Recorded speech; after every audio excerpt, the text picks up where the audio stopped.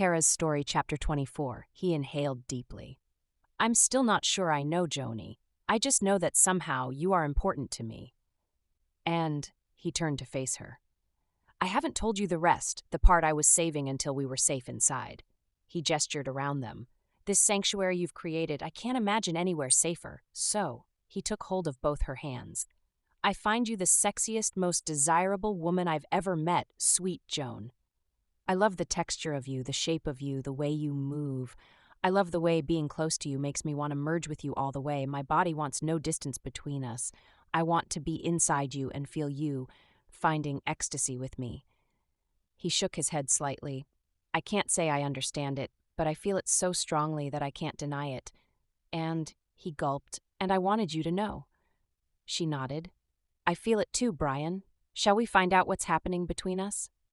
She took a deep breath, a sudden shakiness making her tremble. Brian felt it.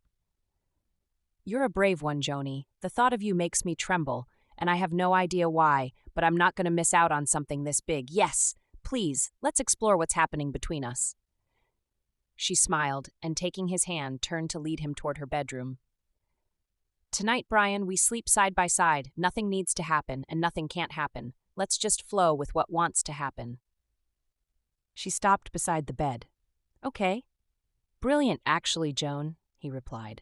He watched her as she turned toward the closet and pulled out a nightgown.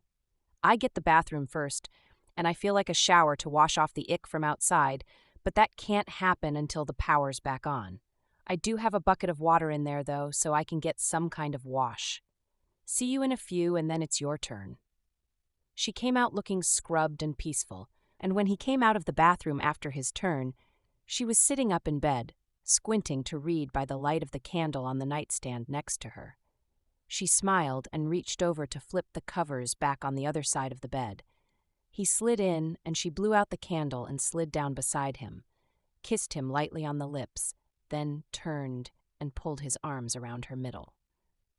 She felt their energy settle into something more comfortable than anything she could remember, somehow familiar. After a few minutes, she took his hand and placed it on her breast.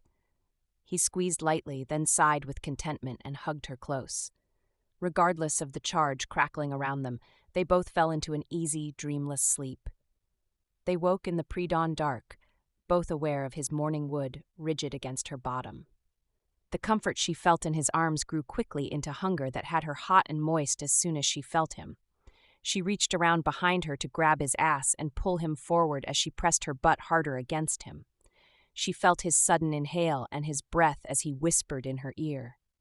Joni. They both felt it. Not simply the chemistry of physical longing, but the soul-stirring sense of energies merging, kundalini flowing through each of them. Seeking the connection that would expand each of them into a larger union that both their souls sought.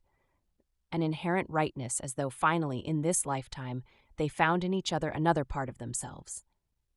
Yes, she replied. Yes, Brian.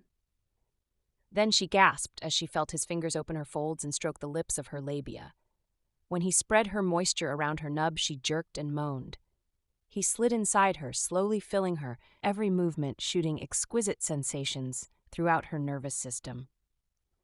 She could not remain still, but jerked and panted as the intensity of the sensations mounted. Once he was all the way inside her, he reached around to her front and found the mound of her breast, fondled it, teased the nipple, squeezed it. She gasped and wriggled against him. Her movements burst his restraint, and he began to pound into her.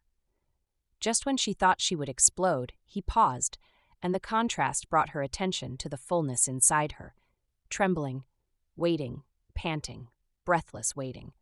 When he moved again, with quick, hard thrusts, her entire being shattered in an ecstasy she'd never experienced before. She felt the hot bursts of his ejaculation, which made her insides clench and spasm even harder. Once they stilled, he maneuvered both arms around her to hold her so close she could feel the race of his heartbeat against her back. Bliss enveloped her. Joy and wonder birthed in the throbbing between her legs, where he was still impaled, his fullness shooting tingles through her whole body. But even more astounding was the field of light-filled energy that continued to charge every cell in their bodies. It was alive and quivering as it enveloped both of them, but bigger than both of them. Without knowing how, they each felt what the other was experiencing, the sense that somehow their union was not only a personal merging, but a new way of being intricately connected to the whole of the multiverse. Joni lay in Brian's arms, surrendered, in awe at what had just transpired. She felt the zillions of tiny charges still racing through her body. Then, to her amazement, another orgasm, an aftershock, burst out of nowhere and ripped through her, convulsing her whole body with even greater force than the first physical orgasm. At the first explosion of sensation, he stroked his still hard penis into her another half-dozen times until every bit of pleasure was milked from their joining. Now, in a dimension of total bliss, their awarenesses merged as completely as their bodies. Their souls took flight into no time and no space, while their bodies melted back into sleep. When they awoke again, light shadows played on the walls of the bedroom. He flipped her over and held himself above her until she grabbed his shoulders and wriggled her vagina so she could feel the tip of his penis. When he thrust himself inside her, all the way to the hilt, she threw her head back and gasped in delight. And then they ground against each other and held on tight, reluctant to be parted for even those brief seconds of re-entry, until once again their bodies joined in convulsions of ecstasy. This time he fell on her, his mouth on hers, mirroring the penetration and hunger to merge. Joni couldn't tell which gave her more pleasure, the way he took her mouth or the throbbing of him between her legs, flesh inside her flesh. The reminder of the way he took her womb. No, they hadn't paused to think of protection. Brian? We didn't use protection, did we, Joni? It was an observation of fact. Twice now. His gaze met hers. Do you care? She didn't answer him until she searched her heart and soul. What if everything in life changed? What if all she had was him to hold on to? She let herself feel that, letting awareness dawn as to what her heart was saying. She didn't listen to her mind racing. You hardly know him. What are you thinking? What if? She didn't listen because the peace and calm inside her created a stillness that fears could not penetrate. It was a peace and calm born of souls aligned in a more powerful union, even than the physical one. She threw her arms around his neck, reaching up because he had stiffened his arms to hold himself off her. She kissed him. Brian, my mind may not know who you are, but my body and my soul sure do. I'd like to give my mind the chance to catch up, but honestly, no, I don't mind. I'm not ovulating right now, so I don't think we've made a baby. But I trust.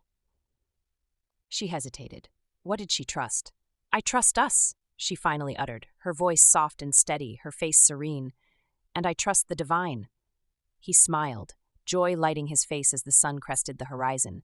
The shaft of light that hit his face made him blink, then squint. He lay down, seeking the shadows, pulling her with him to her side so they remained conjoined, even though he had gone soft now. Joni, my Joni, he whispered. His Joni smiled at him tenderly.